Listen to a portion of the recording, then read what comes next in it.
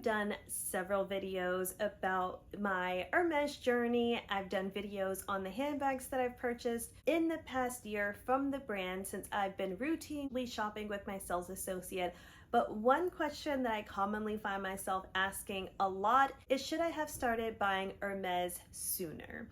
I really wanted to open up this video to you guys too in the comments below, especially if you've had a long-standing history or relationship with your sales associate, to see, does it truly make a difference on when you started shopping Hermes as far as where you are on your Hermes journey now. As we know, during the pandemic, Hermes just became so popular.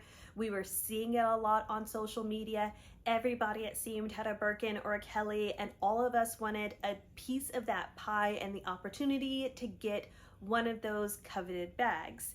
However, the tricky part is, speaking for myself during that time, is that's also when everybody else became interested in the brand too. What I've noticed within the past year is it has actually been incredibly difficult to acquire one of these bags, and I feel like the pre-spin level that we thought previously was maybe about 1-to-1 seems to be a lot greater. I wanted to back it up to when I started purchasing handbags in 2017. My very first handbag purchase was actually Louis Vuitton.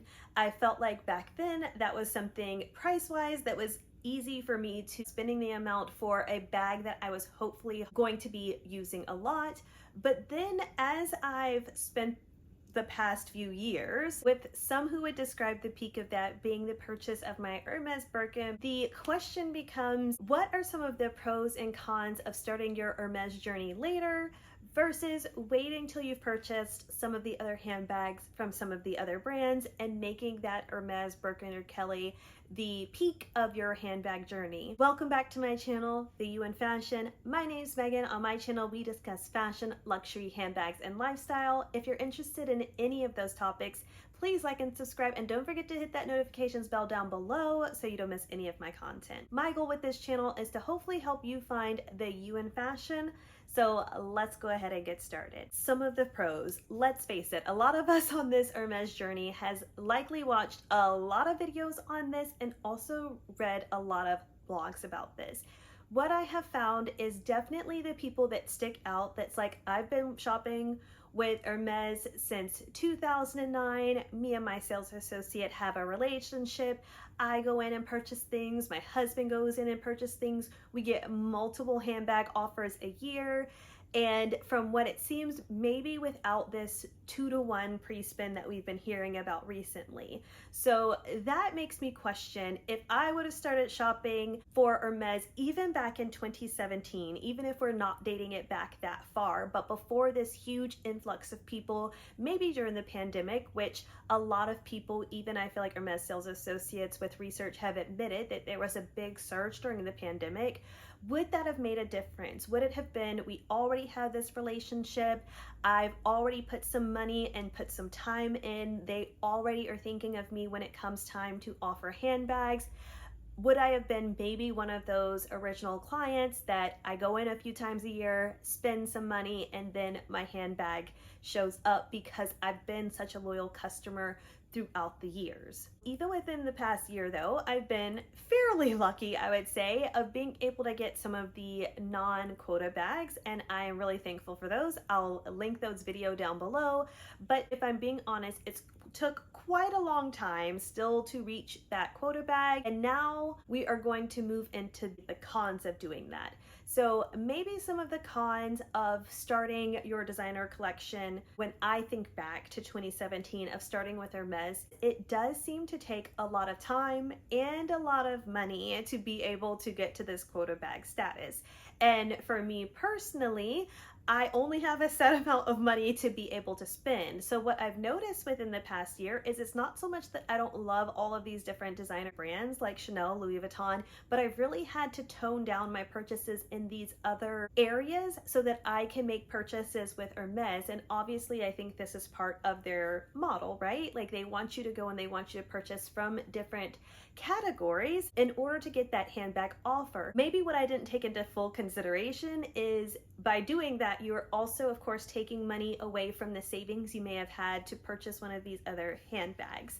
So what I would recommend in that case is if you are just starting your handbag journey and you are wondering whether you should start with Hermes or maybe another designer or luxury brand, think about maybe what you want your end collection to look like. So if you know maybe there's 1 to 2 bags that you want to get out of the way, they've always been on your wish list, they've always been something that you know that you want in your collection, I would go ahead and do those first, but then maybe not do as I did and concentrate on purchasing multiple from maybe Louis Vuitton, multiple for Chanel, before you start moving on to Hermes. Obviously, where the exception to the rule comes in this is if you have the opportunity to go to Paris, try their online system and be able to get a handbag while you are there. I have several comments from my Hermes Paris videos on any advice that I can give when you're going to Paris and how you could maybe go about getting a handbag while you're there. And to be honest, I respond pretty much the same each time. It really is what I find based on luck. What I found within my research is that even with the cancellation, so there's been said that you can go in, ask for cancellations, and sometimes if they have them available, you will be granted the opportunity to take one of those cancellation spots. But even I feel like those are rare for you to actually be offered a quota bag with one of those cancellation appointments. What it seems is that they really try to make sure that you are having a formal appointment outside of a walk-in appointment. So with that being said, though, it is all up to luck and trying your hand at that online appointment system. So I feel like I was really lucky to get that online appointments, and if you're able to, then that's a fantastic way to save for something and then be able to save for that and spend only the money necessary for purchasing the handbag and still enjoying the rest of your time in Paris. Because I get asked that question a lot as well. Do I feel like it was a waste of a trip or a waste of money, or does it calculate out to be the same if you're going to Paris to get the handbag or shopping here with your local boutique? And maybe if your local store has that 1-to-1 ratio, I think it would maybe be about equal. But if you are knowing that you are going to somehow foresee the ability to get the handbag while you are there, then obviously it's a little bit more reasonable and price conscious to actually go to Paris and get the handbag if you're lucky to have the Hermes appointment. With that being said as well, that's another thing you're taking into consideration. Maybe if you're starting this journey a little bit earlier and Hermes is one of your first stops, is think of saving all of this money. You've put all of this money aside just for the disappointment of not being able to get one of these handbags that you've saved and saved and saved for. Or on the flip side of that, then trying to reserve that money and build the additional amount that you would need for another handbag so that you're not using the money that you saved for your handbag for whenever that time comes. Because that's something that I find myself doing as well. I always try to reserve at least that amount of money